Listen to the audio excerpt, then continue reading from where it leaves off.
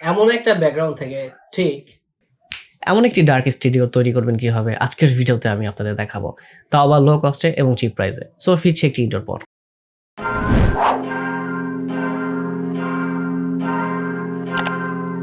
একটি professional video তৈরি করতে হলে কয়েকটা জিনিস আপনার অবশ্যই প্রয়োজন পড়বে। তাদের মধ্যে হাই কোয়ালিটি ক্যামেরা, একটি মাইক, একটি সুন্দর ব্যাকগ্রাউন্ড বা একটি প্রফেশনাল ব্যাকগ্রাউন্ড এবং প্রেজেন্টেশন জিনিসটা আপনি একদিন আয়ত্ত করতে পারবেন না। সো আজকের ভিডিওতে আমি আপনাদের দেখাবো কিভাবে আমার এই স্টুডিও ক্রিয়েট করেছি এবং এই স্টুডিও ক্রিয়েট করতে আমি কি এলিমেন্টগুলো ব্যবহার করেছি সবকিছু। So let's go. মূলত এটা হচ্ছে আমার রুম। আমার রুমের চারো সাইডের দেয়ালগুলো হচ্ছে হোয়াইট কালার করা। সো আমি আমার ভিডিও ব্যাকগ্রাউন্ড যেটা সিলেক্ট করছি সেটা হচ্ছে সেটা হচ্ছে আমার পিসির ব্যাকগ্রাউন্ডটা। সো এই ব্যাকগ্রাউন্ডটা হচ্ছে আমি কালো করতে চাচ্ছি বা ব্ল্যাক করতে চাচ্ছি। ডার্ক ব্ল্যাক যেটা হচ্ছে ম্যাট ব্ল্যাক যেটা হচ্ছে আপনার রিফ্লেকশন করবে না।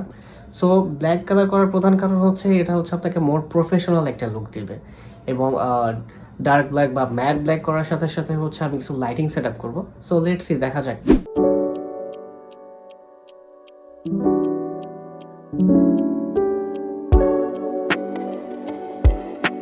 সো এই ছিল আমার স্টুডিওর ফাইনাল লুক। তবে ইন ফিউচারে আমি টুকটা চেঞ্জ করতেই থাকবো।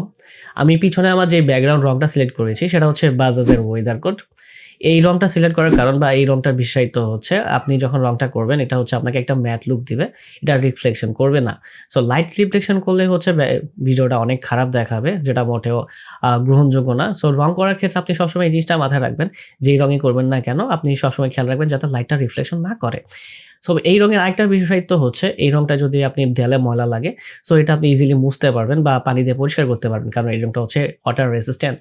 1 লিটার রং দিয়ে মোটামুটি আমার দেয়ালটি 3 বার রং করতে পেরেছে।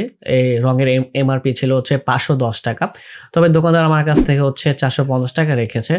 আমরা অনেকে ব্যাকগ্রাউন্ড হিসেবে পর্দা ইউজ করি, তবে পর্দা এর থেকে এক্সপেন্সিভ কম। পর্দা ইউজ করার অসুবিধা হচ্ছে আপনি পর্দায় হচ্ছে অনেক কিছু লাগাতে পারবেন না, আবার দেয়ালে অনেক কিছু লাগাতে পারবেন না। তবে এই রঙের অসুবিধা হচ্ছে আপনি ভাড়া বাড়িতে ইউজ করতে পারবেন না, কারণ হচ্ছে বাড়িওয়ালা আপনাকে লাগাতে দিবে না। এখন যেই মেইন এলিমেন্ট সেটা হচ্ছে ফেস লাইটিং বা হচ্ছে ইউটিউবের লাইটিং। সো লাইটিং হিসেবে ইউজ করতেছি আমি একটি সফট বক্স, যেটা হচ্ছে কাস্টমস করা বা হচ্ছে নিজেদের তৈরি করা। এই সফট বক্সটি তৈরি করতে মোটামুটি 100 থেকে 150 টাকা খরচ পড়েছে। সো এইটা বানানোর ভিডিও ইউটিউবে আপনি পেয়ে যাবেন। সো এটা মূলত একটি কার্টুন দিয়ে তৈরি করা। টেবিল লাইট হিসেবে আমি ইউজ করতেছি একটি সফট লাইট বা একটা স্প্রে লাইট। এটা হচ্ছে আপনাকে সফট লাইট দেওয়ার সাথে সাথে হচ্ছে আপনার স্প্রে করবে, সো এটাতে আপনি ফ্রেগনেন্স ইউজ করতে পারবেন। এবং উপরে যেই হচ্ছে দুইটা পোস্টার আমি অ্যাড করেছি, এটা মূলত আমার নিজের কাস্টমস করা। আমি এই পোস্টারটা বানানোর জন্য হচ্ছে ক্যানভা দিয়ে আমি ডিজাইন করেছি এবং প্রিন্ট আউট করার পরে হচ্ছে এটা ডাল দিয়ে হচ্ছে আমি ফ্রেমগুলো তৈরি করেছি। এখন ক্যামেরা সম্পর্কে বলি, যেটা ছাড়া ভিডিও একদম করা সম্ভব না। সো ক্যামেরা হিসাবে আমি ইউজ করতেছি একটি মোবাইল ফোন, যেটা হচ্ছে আইফোন এক্সএস 256 জিবি ভ্যারিয়েন্টের। সো ভিডিও করার জন্য হচ্ছে আমি আইফোনের নর্মাল অ্যাপস ব্যবহার করতেছি না। সো এই ভিডিও করার জন্য হচ্ছে আমি আইফোনের একটি ম্যানুয়াল অ্যাপস ব্যবহার করছি, যেটা হচ্ছে আইএসও সবকিছু কন্ট্রোল করা যাবে। সো এইটা নিয়ে এই অ্যাপ সম্পর্কে হচ্ছে আমি পরবর্তীতে ভিডিও বানাবো। মাইক হিসেবে আমি ব্যবহার করছি একটি প্রফেশনাল কন্ডেন্সার মাইক্রোফোন। আপনার ভিডিও যতই লো কোয়ালিটি হোক না কেন মানুষ আপনার ভিডিও দেখবে, তবে যদি আপনার ভিডিওর ভয়েস অনেক খারাপ হয় তাহলে আপনার ভিডিও কখনো রিচ করবে না। সো একটি ভিডিওর জন্য মাইক্রোফোন অনেক বেশি ইম্পর্টেন্ট। আপনি অলওয়েজ চেষ্টা করবেন একটি এক্সট্রা মাইক্রোফোন ব্যবহার করার। সো আমি যেই মাইক ব্যবহার করতে এসে মূলত হচ্ছে আমি 2 মাস ধরে ব্যবহার করছি। সো এই মাইক সম্পর্কে হচ্ছে আমি একটি রিভিউ ভিডিও বানাবো পরবর্তীতে। সো এই ছিল আমার studio making video. Hope you guys like this.